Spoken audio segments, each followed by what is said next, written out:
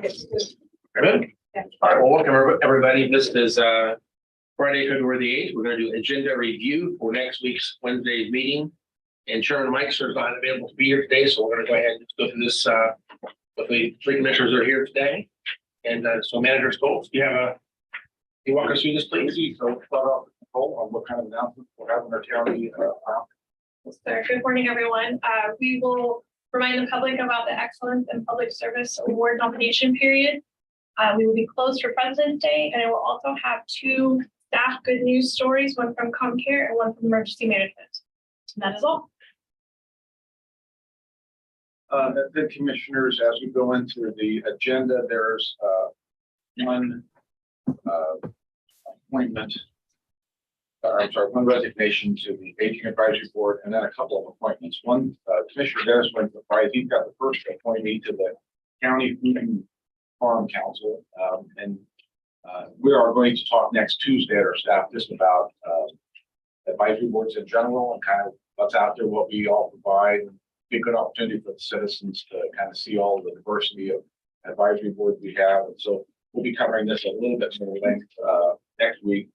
And then there is an appointment to the Solid Waste Management Committee. It's a board appointment, a body board appointment. On new business, we have a zoning change, which is coming back to the election. Will be the second time around for the commission on this. It's the zoning issue at 4th Street and 167 West, which is in Commissioner Dennis's district. Which is basically central of 167. We expect that we'll have some testimony on that.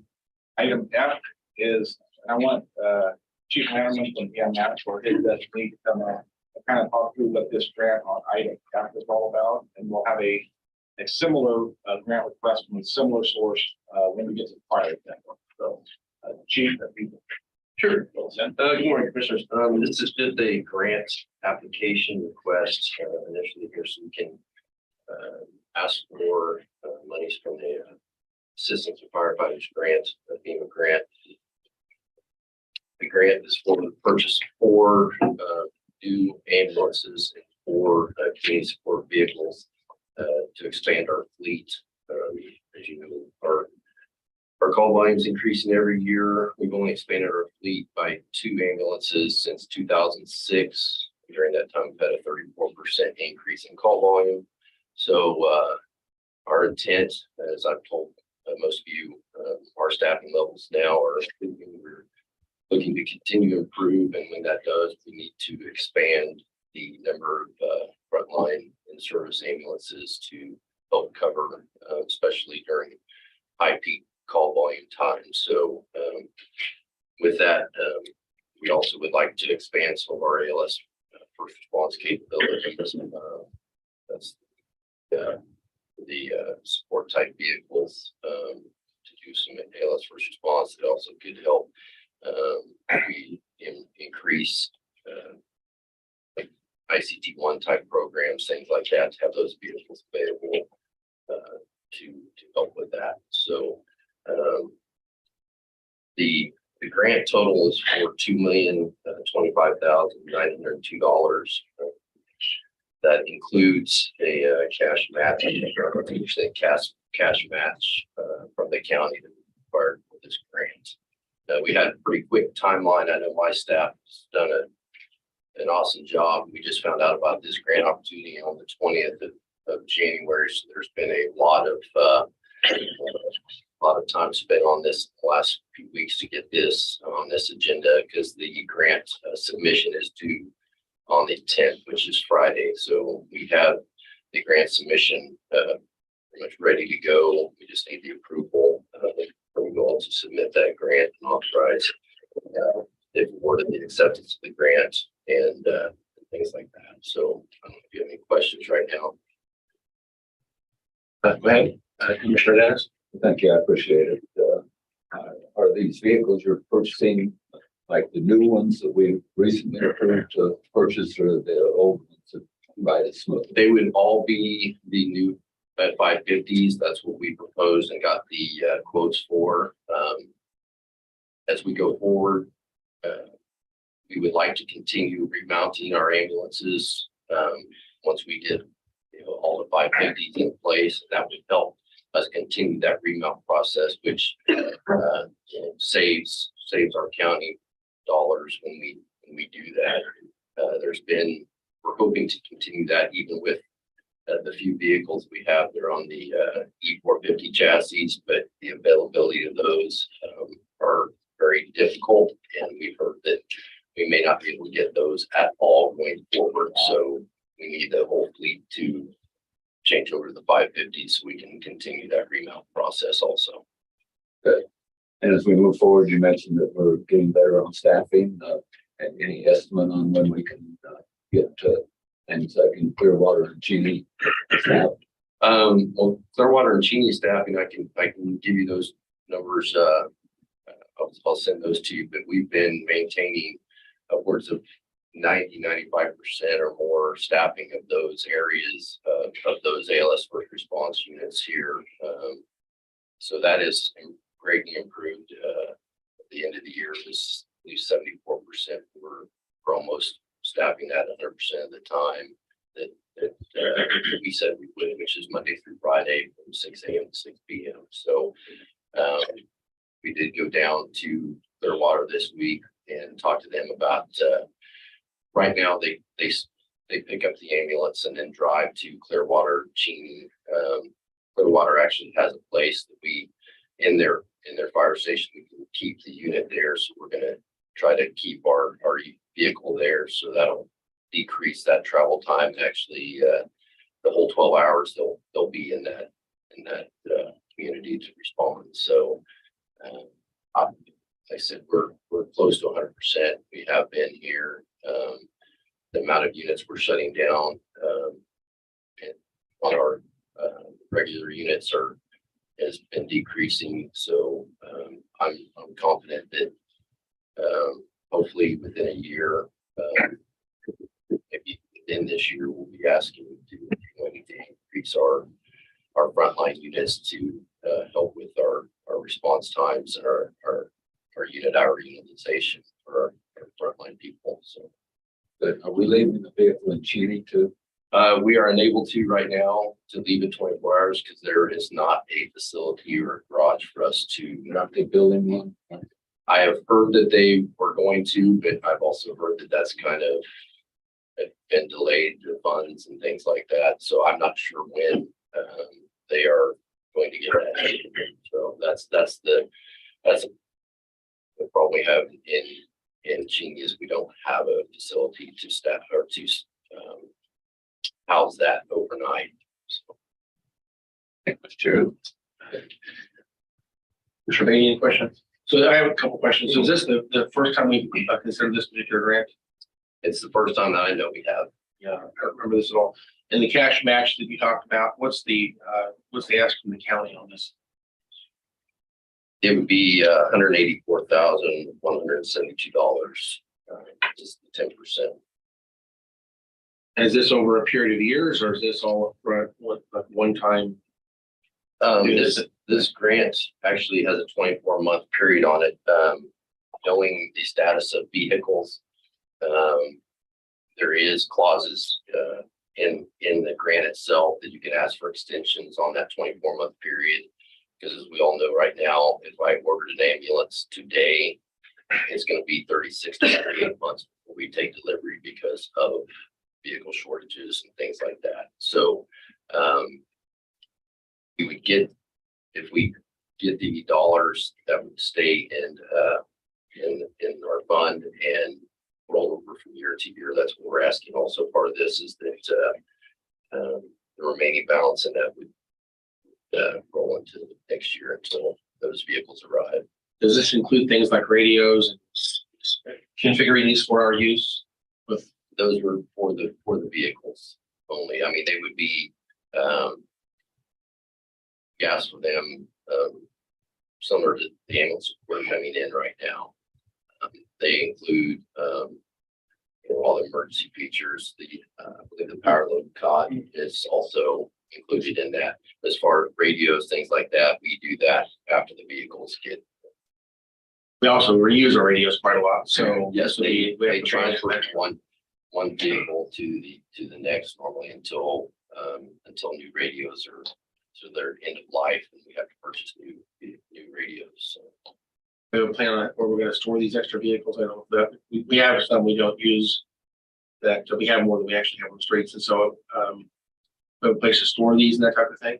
Well, they would be stored in our facility now. I know that's been an issue with storing vehicles and not having enough garage space to store the vehicles we have now. So that's something that we would need to look at going forward. Like I said, getting this grant approved and getting them on the radar to start getting built is the first obstacle, because it'd be, like I said, 3 to 4 years before they get here. Right. And again, the source of money is FEMA, correct? It's a FEMA assistant firefighter grant. Enough on that one. Let's go on. One last, remind me again, what's the cost of one EMS vehicle? It's funny you asked that. We just got updated figures for this. And maybe Brian can, the previous ambulances that we just purchased, I believe were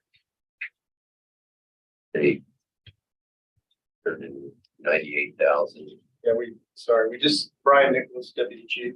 We just got a quote actually the other day, and a new ambulance was up 30% in the last 3 months. It's now 439,000.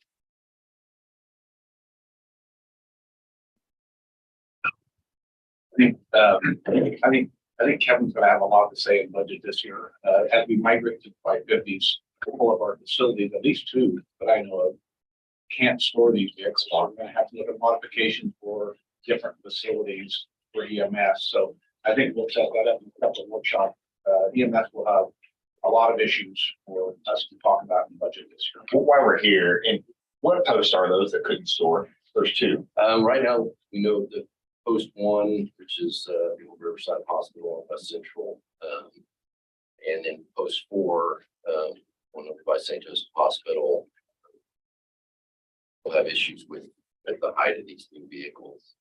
And both of those have been on the CIP for quite a while, so we replaced. So Convenient, that's the 2, because they're slated to get some significant. Before we just bought the Yeah. grant one. Yeah, right. One has been on the radar for a while. Right. Very good. Any other questions on this item? Thank you, Chief. All right, Thank you. And I see Scott just walked in. If there's any questions on item S, Scott Wade will walk in. So feel free to. I just want to say, I don't think I've received a rebriefing since this has been a while since we talked about this one. And I'd like to know if MAPC did any updates to the case before it's coming back to us the second time.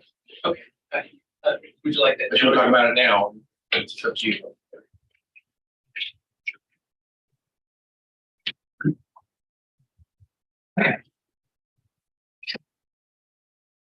Well, in terms of this case, this is the one that's returning back to you that had been sent back to the planning commission. It's a large lot, rural residential development. And in terms of the action that the MAPC has taken, the most recent action was to reconsider it. But they approved it as was recommended by staff and staff report. We did not have those minutes available, so I just distributed those yesterday. They just got completed. We've had a number of pretty long agendas for the MAPC, so our staff have been working to get those cranked out. Just got that yesterday. Do we need to conduct another public hearing on this this round, or is that required, or is that planned? Another public hearing, I assume? I don't know. Morning, Commissioners. Kirk Sponsel, Assistant County Councilor. There's no requirement that you have a public hearing. If I remember correctly, concerning these, there's no requirement within statute. It's up to your discretion. We normally do allow people to speak to any item on the agenda, so I expect that to be in this case here, but we may not call it a public hearing. But anyway. All right. No more questions on that one. Anybody else have questions on that? All right, the manager, let's go on. We're going to item G. There's Lindsay will at next Wednesday will have a update on the ARPA spending plan. She is here today. I think this time we'll talk high level on this very quickly. I think she's going to get you some more information via email today to read up on this report. Yes, so, if you all remember the last time we did kind of a deep dive on ARPA was last July. We did make some amendments in September related to the bids for the courthouse remodel. There's a significant amount of dollars that had been allocated in 2022 that were not spent. So some of those are going forward because we know those costs are still necessary. We just didn't get them spent within that calendar year. But then there are a number of projects, especially for the health department, where the personnel dollars that have been allocated were not used and are not needed. And they've also been able to revise down their expectations for what 2023 and 2024 look like. And then we have a number of other positions throughout the county that have been funded with ARPA that we are going to let you know that we no longer need. So what it is going to look like at this point, and this is preliminary, and I'll have finalized numbers to you later today, but it looks like your contingency is going to increase to about $14 million. And so that's what we will put out as a part of the proposed spending plan. Now, what we have seen and heard, and you just heard it from Kevin with EMS, all of our projects, all of our CIP projects across the board are going up 30%. We know that we have a number of projects that are approved through this plan that are capital, including the courthouse remodel. We have some projects over at corrections. We have the jail cameras and master control. So I'm going to advocate to leave those funds in contingency for now until we work through the process of getting all of the bids and getting all of the work completed so that we are not in a position where we have to subsidize with the general fund. So that's why what you will see is a proposal that reallocates those dollars to contingency. And then obviously we will revisit all of this as specific bids come back to you. If we need to make tweaks, that's how we'll do that. Otherwise, I would not intend to come back to you with another ARPA spend plan, at least until later this fall at the earliest. So, because everything's moving along, but we all know that supply and demand in the construction market is causing delays. So that's why I'm saying I want to wait a while before we come back and revisit these funds. So that's what I will send to you today is an updated version of what you've seen before. There'll be a packet that looks like this.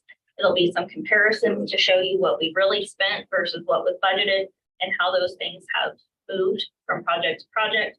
And then also for your commission meeting next week, we'll have a presentation that looks like this. That just gives you a high level breakdown of how we've spent the funds per program so far, and then what we think it will look like for 23 and 24. So if there's any questions, I can make sure to get you answers on today. When I send you this, I'm happy to. Otherwise, I'll be on call after you get that email if there's anything you can answer.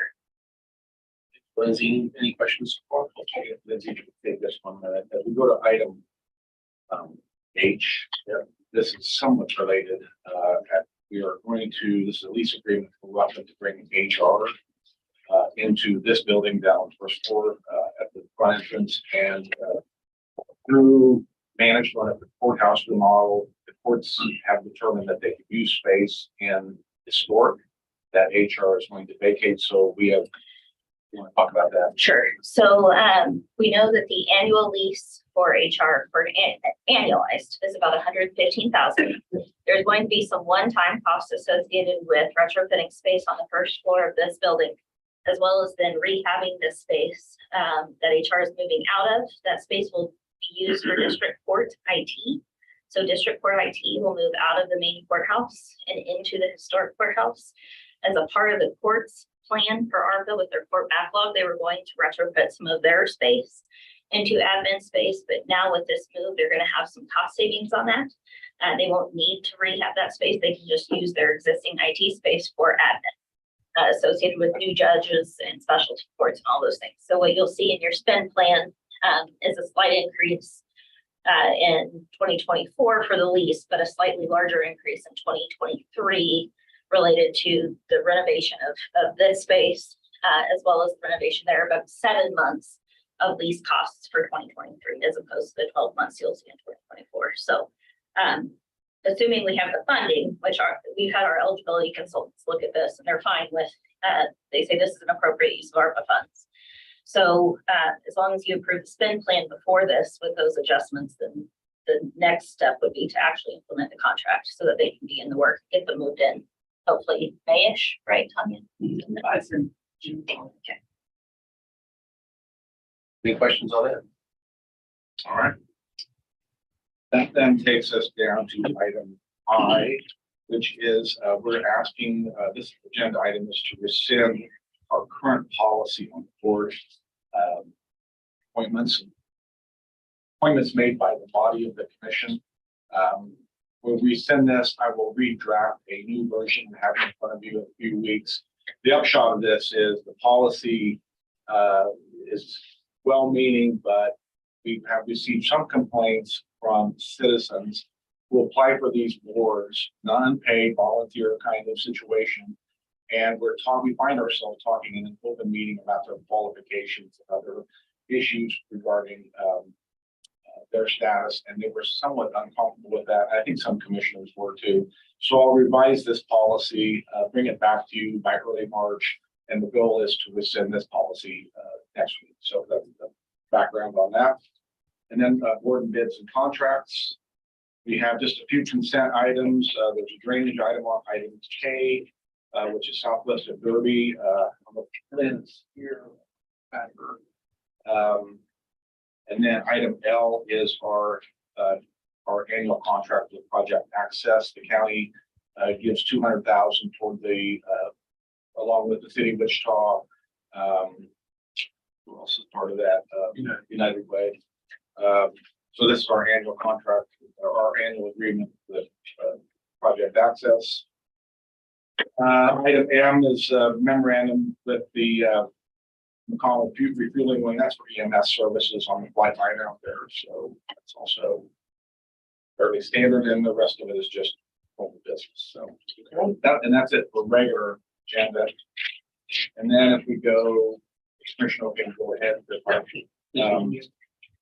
The final agenda is just some reconsideration of minutes that we didn't quite get approved correctly at the last meeting. Chairman will clean that up at the beginning.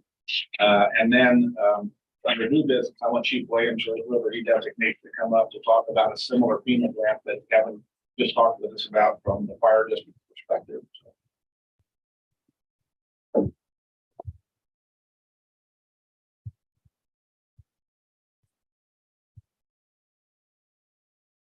Kevin Nelson, Deputy Chief. So we're asking for 3 cardiac monitors, LifePak 15 monitors, the exact same monitor EMS currently uses, but have the exact same configuration, same grant process. The focus is actually to increase our service levels. We currently have advanced care providers in our fire stations every day that aren't allowed to serve the public with the amount of training they have because the equipment's not available for them. Okay. So this grant, we would ask for 3 cardiac monitors to place strategically around the county, specifically to be able to provide advanced life support services to our citizens, and obviously everybody with our mutual aid agreements. Kevin Halley is up here, can answer any technical questions. I'm not an advanced care provider person. So Does this, how does this, we have 9 stations. Does it mean every station would have one of these, or would No. it work? Morning, Commissioner Jonathan Halley, Medical Officer for the Fire District. We currently have one of these monitors that is placed out in the Bel Air at Station 37. We use it there because of our rehab functions for our firefighters. We would then place this kind of north and south and west, increasing the likelihood that we could get that monitor onto scene with an advanced provider. Additionally, we'll use it quite a bit for our rehab functions. So it would bring a total of 4 monitors. Commissioner Dennis? Why wouldn't we ask, if we're asking for a grant, why would we limit it to certain stations instead of asking one for every station? we don't have enough advanced care providers credentialed within our system that we felt comfortable asking for 9. That's a big ask out of a grant with a limited fund. We didn't want to act like, feel like we're making a big money grab. So we've talked about different ways to add these cardiac monitors in the past, and this is a way to get us started. Our end goal absolutely is to have one at every station, so that when we have advanced care providers, we're good to go, regardless of what the call type is or what station it's coming from. But we just felt like to ask for 9 all at one time was probably a big ask. What's it take to get enough advanced care providers at each of our stations? Well, we already have some advanced care providers. One recruiting tool that we could use to get more advanced care providers would be to offer some sort of incentives to them, whether that's extra duty pay or an extra step on the pay scale or something like that. So but we already do have some, obviously they have to be credentialed in our system. So we do currently have advanced care providers that carry medications that the EMT basics can't do. So they can do some ALS functions. This would just increase their capacity. For sure, I would add to that. We have seen an increase in current employees wanting to do some of that extra education, and we were offering some support to them. So I think slowly over the next several years, we'll grow that number. Thought that we get, EMS carry those? Yes, so they carry these. Every ambulance has those? Yes. So it'd probably be quicker to get an EMS than rather than move it from one station to wherever it's needed. You only have 4 out there. What's the quickest way of getting that device to someone in need? Is it So if that gonna be through you or station is it at- gonna be through EMS? If that particular station at that time has an advanced provider, they would carry that with them along with the first response, which typically, especially out in the outlying areas of the county, we get there significantly quicker than EMS. But as of right now, it's a statistics game. It's a try to get as much there. Or are you going, we're gonna have 4 of these. It seemed to me that you would put those furthest away from an EMS station because they're gonna be there quickest. So is that your idea, is to have these, because we need them someplace where people can get to them immediately. And if we've got an EMS station close by, it wouldn't make any sense to me to put that device at that fire station if we've got EMS to cover. It's not quite that simple. Like Mays has an EMS station in Mays and we have a fire station in Mays. But if that EMS unit is in dropping off a patient at a hospital in downtown Wichita, we're still going to be the fastest unit on scene. So like Captain Halley says, in a lot of cases, the fire district specifically, we're arriving on scene before EMS is able to get there. And that gets that level of care to the patient quicker. And I completely understand your question about only 4, because you have a limited ability to cover the county. The intent is for us to grow that to where we would have 9, where we would have advanced care providers at every station. And this is just kind of a stepping stone along that plan. I might just add that in preparation for this grant application that we're talking to you all, I did reach out to Dr. Brinker, who is the system medical director, because I wanted to understand what his position was on fire using these devices, their paramedics having these devices available to them relative to the way the system works. EMS is the second response on some calls. Sometimes they're dual responding. Sometimes EMS is farther away. So I wanted the doctor's view on this. And his response was, number one, he talked to their medical officer, understood what their game plan is here. Number one, they're going to use rehab on their firefighters when they're out on fire scenes, correct?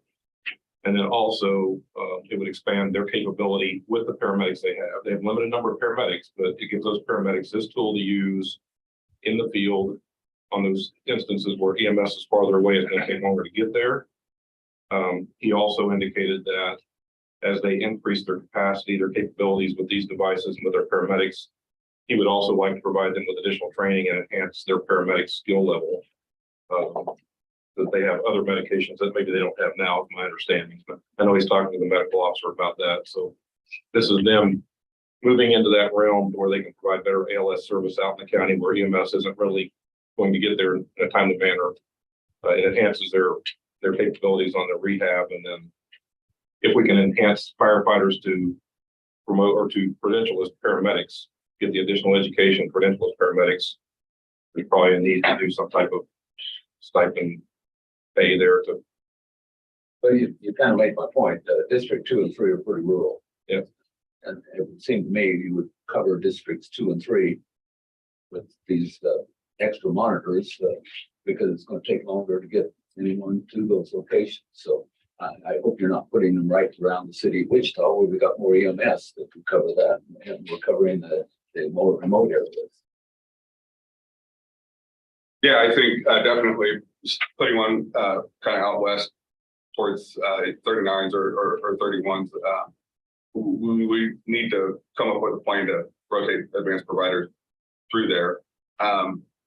Also keep in mind the call volume when EMS, a lot of times, so even down in the Hayesville area, EMS is tied up in that south side of the county is hard to get an ambulance in there. So we actually, on our preliminary numbers, are seeing more of the advanced provided care provided in kind of those suburban areas at more time. But your point is well taken, and it's definitely within our. We are trying to understand how to do that. We've actually had some preliminary talks with the EMS as well, and kind of how to get those far western parts of the county covered. Mr. Beatty? Same grant as EMS, so 10% match from the county. We're due this Friday. So our commitments, 13 grand, 14 grand. So would it make sense, since it's a pretty minimal commitment on our end, would it make sense to Commissioner Dennis's point that maybe add a few more of these, knowing based on what you just said, that we're going to try to move people in more advanced care providers? Would it make sense that maybe add a few more? Or is this, there's a better question. Is this a one-time grant, or is there an opportunity to apply for this next year? There's an opportunity to apply for it next year. But like I answered Commissioner Dennis's question, the intent was to not try to ask for too much. I appreciate that. Just kind of take it a step at a time. Who are you worried about offending there? Well, we just want to give ourselves the best chance to get awarded. So it's possible if you ask for too much, you get 0. Right. That's You gotta write an application and justify the use. If they say they only got how many paramedics, you got Nice. 12. You got 12 paramedics, and they're not, and they're spread across shifts. That You're makes asking sense. for more than you can. And also, it's lifespan on these things and warranties. I see. I mean, if you buy them and you're not using them, then it's a waste of money. So we can review again next year and see. Just makes sense. No, I understand correctly. You have one of these now. Correct. You only have one to add 3. Correct.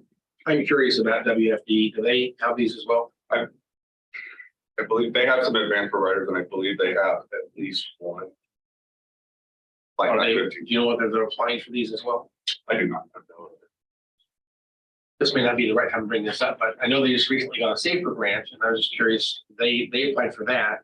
I don't think we did, and now we're applying for this, and so like they may not be, I don't know. We gotta be talking back and forth and find out. I feel like it was a lost opportunity on safer grant. I don't know if we have plans of doing that in the future, or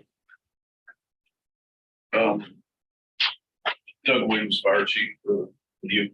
The Safer Grant, one of the reasons we have tried to apply for the Safer Grant in past years, and county policy did not allow us to apply because it states that you can't apply for a personnel grant if you don't have a means to keep the positions after the grant ends. And the Safer Grant is a 3-year, it used to be 5-year years ago, but the past several years, it's a 3-year grant. And at the end of 3 years, you either have to lay off the positions or assume them. So we had tried in years past, and I'm talking before I was chief. We applied and it was just a non-starter from the get-go. The county policy didn't allow it. And so the Safer Grant is administered also by FEMA, but it is a separate policy or separate grant. But it is managed by the same people, and it will normally they are a few months apart. They don't run them at the same times. They're normally a few months apart. So we'd expect the safer to Wichita's safer that they're doing now was applied for a year ago. So it'll be coming in the next few months. And we talked and we've discussed some different options that may be able to help us with that we could do with the safer grant. And it seems like there's a little bit more open so I consideration. should, I'd like to understand it more. I just want to miss out on an opportunity. There's a need for staff change. I guess I'd like to know how that might help. But anyway, I'll send there for today. It's not on the agenda right now, so we'll talk about that later. But all right, any other questions on prior agenda? Guys, thank you so much. Town manager? I'm sure, Tanya will have legislative update under the main body of the agenda. After that, I think. I covered it. All right, thanks everyone.